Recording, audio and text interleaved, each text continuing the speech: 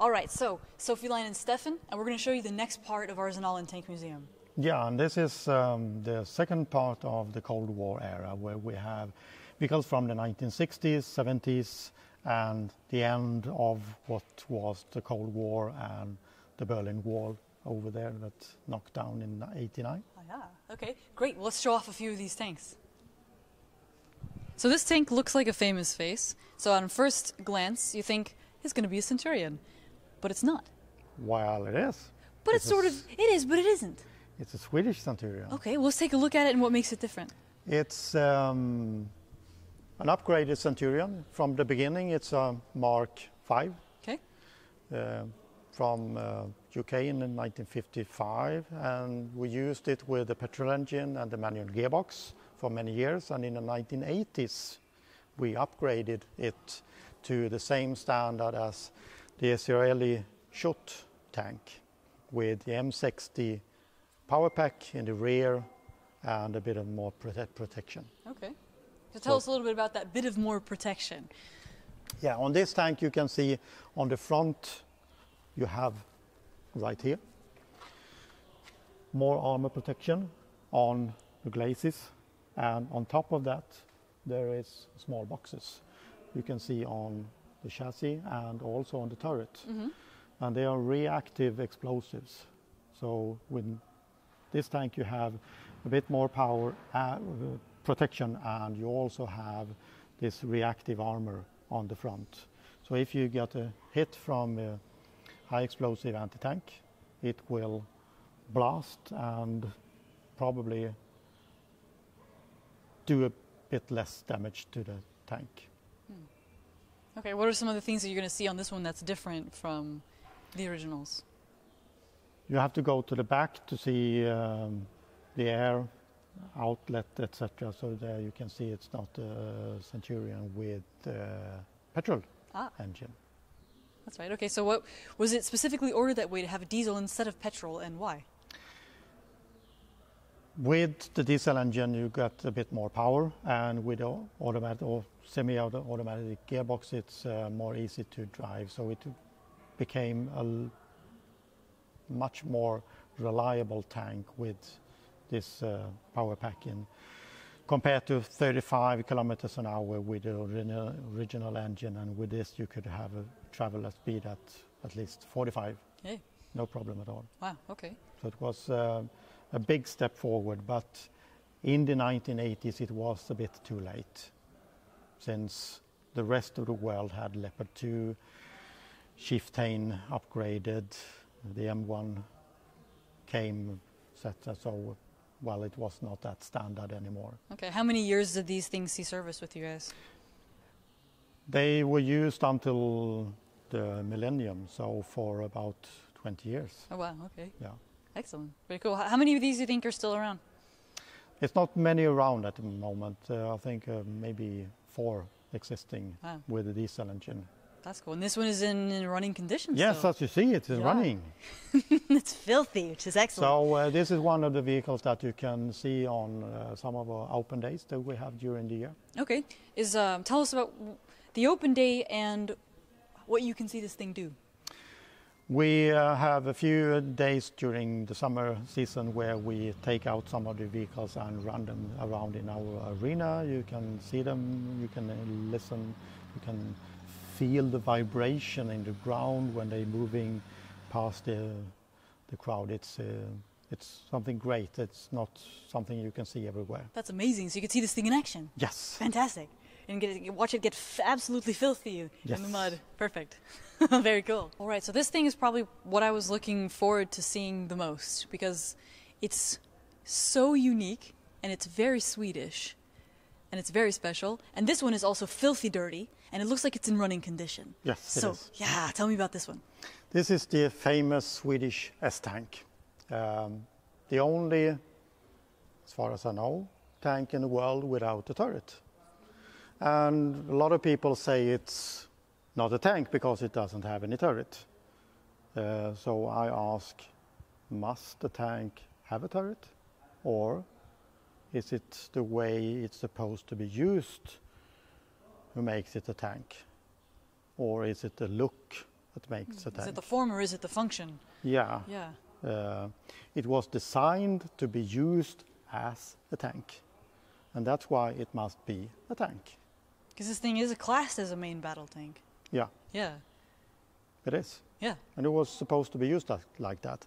And the designer looked what happened during the Second World War with a lot of impacts and also how they were used, and realized the big threat was from the front. So they studied what happened during the Second World War and realized vehicles like German Stug with a fixed gun was quite effective. At this time in the 1950s, it was not that easy to build a vehicle with a rotating turret and to be able to fire good on the move. So instead of using a moving chassis and a rotating turret, he put the tracks onto the turret. So this is in fact the turret with the tracks underneath. Wow, okay. So in order to traverse the tank, you use the tracks for steering sideways, and it's very, very smooth and efficient. And in high and depression, you use hydraulic. So the design of this tank is unique and very special and quite complicated. Yeah, but would it have been effective? At the time, yes. When it was designed and the first years, it was the best tank in the world to hit a target on a long range. Whoa. Because of the long gun. It has a 1 meter longer gun than the Centurion tank. It goes all the way back, and with the automatic loading system at the rear, nothing that interfere with we have vibrations or whatever. Everything is fixed. So if you look at the target and you fire, you will hit the target in 2,000, 3,000 meters. Perfect. Hey. And then you just reload, and another shot. How many rounds could it put out per minute? It could fire approximately every 3 seconds. Wow. And it had a maximum of about 40 rounds if you have anti-tank gun, anti-tank rounds. It also had high explosive and smoke grenades to fill up as well. Okay. And with the engines at the front, you also have protection for the crew members who are behind the engines. And behind the crew member, you have the ammunition. So the most dangerous thing is at the rear of the vehicle. So the engine, crew, ammunition. And this is something that you can see from another tank design that's made later, the Israeli Merkava, who also has the engine at the front. And the designer of the Merkava and the S Tank designer, they were close friends, so they exchanged a lot of information. Right, because there's also how effective the tank is against other things, but also how effective it is at protecting its crew as a factor in design to take in mind. Yes. Gotcha. So it's a great design, but depending on who you ask, you will get different opinions. As always. Yes, you have the people who love the tank, and you have the people who hate the tank. It's the most fantastic tank that have ever been created, and the other ones that say it's the worst piece of shit they have ever seen, and they will never reach each other. Okay. They will keep their opinion. Okay, well, in the interest of balance, so we've talked a little bit about the features of it, which were very strong, which made it very advanced, which made it very effective at its time. What are some of the drawbacks of this design at its time? Well, with the short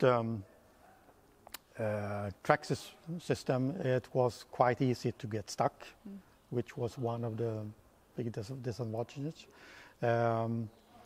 It was a bit underpowered from the beginning. They were upgrading it later on, and so when it came into the last upgrade system in the 1980s, it was quite effective with a better engine, and more efficient. Most of the problems they had in the 1960s with hydraulics leaks, electric problems, etc., they were more or less solved during that time. And at the top you have the commander's hatch with a fantastic view. So you could, with a stabilizer, you could view the battlefield, and you could also have the hunter-kill function. So you look in one direction with the commander's cupola, and the tank is driving in that direction, and then he just get the tank to traverse in less than 2 seconds. Wow. It stops and it can fire in 90 degrees. Wow. So that's quite impressive. Especially for then. Yeah. Yeah, that's something that would have been new. It was at the time. That's awesome. So instead of having a tank that could fire good on the move, they decided they wanted a tank that could fire best after stop. So it could stop and then fire faster than a normal tank could fire its second shot on the move. Gotcha. Because the first one will never hit the target, it will miss anyway, so they had to fire the second one. But this one would be easier, and you could, in theory. But of course, during the 1960s, 70s, the technology with gyro for the turret went that way. So all of a sudden you had tanks with rotating turret that could hit the target with the first round. So it wasn't that effective anymore. Okay. Well, yeah, once the technology came up to make the original system that they went to try to bypass with this design in the first place, that technology comes up, and this system, which is actually tremendously complicated, even though it's very cool, then it's not necessary to have it in that way. Did then Sweden just go back to the regular after the technology improved, after the 80s with the gyroscope improvements? Yeah, after this tank we went to Leopard 2 instead, so that was the best at the time. Okay, so it's kind of the end of this, not a tank but moving turret design. Yeah. Okay. Gotcha, this thing is wicked cool. And so this one, I noticed it's also very filthy. This one must run at your events as well. Yeah, we usually have it out 2 or 3 times every year to show it how it's moving and the sound of it, to see how it actually works. It would be amazing to see the hydraulics in action and to see how it turns. Yeah. That would be cool. And one of the interesting things is this is the only tank in the world that can be operated by 1 crew member. Wow. Driver is also the gunner, the loader, and can do everything himself. Wow. And if the driver gunner would be injured, the commander has the same controls, so he can take over and do everything the driver can do from the commander seat. Are all the crew trained to cover every function? Well, more or less, okay. Yes. And at the rear, they have a rear driver, so if you want to escape, you tell the rear driver to take over and drive it backwards. So it goes both directions, same speed. So it's a perfect escape tank. Yeah, especially considering, from my understanding, some of the doctrines at the time is delay, right? Yeah. Say that say the Soviet Union is decided to make its move, it's going to be bad. But delay it as much as possible. They lose as many men, they lose as many machines, any allies that would help have more time. The more that you can delay, the more losses that you can cause by just slowing their advance as much as possible. Would this tank fit in very well with that? Yeah, it would. As an attacking tank, not so good, but as a defensive tank, yes, it would. That's where it would shine. Yeah. Gotcha.